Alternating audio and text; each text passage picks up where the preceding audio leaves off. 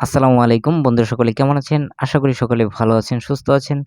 তো একটা ছবির মধ্যে আপনারা 25 রকমের কালার কিভাবে এড করবেন এক ক্লিকে, সেটাই দেখাবো আজকের এই ভিডিওতে।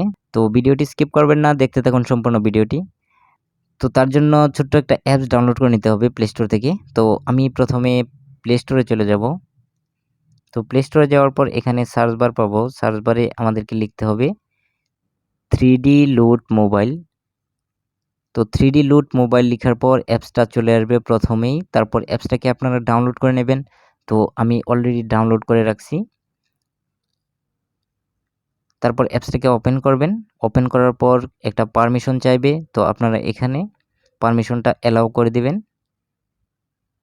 অ্যালাউ করে দেওয়ার পর এরকম ইন্টারফেস আসবে। তারপরে আপনারা এখানে দেখেন ওপেন গ্যালারি, এখানে চলে যাবেন।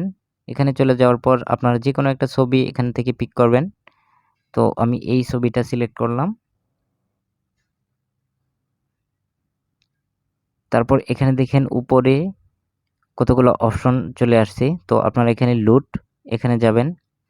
আপনাদের মোবাইলের নেট কানেকশনটা দিয়ে রাখবেন। তারপর নিচে দেখেন কতগুলো অপশন চলে আসছে। তো এখানে আপনারা টপ 25 এটাতে চলে যাবেন।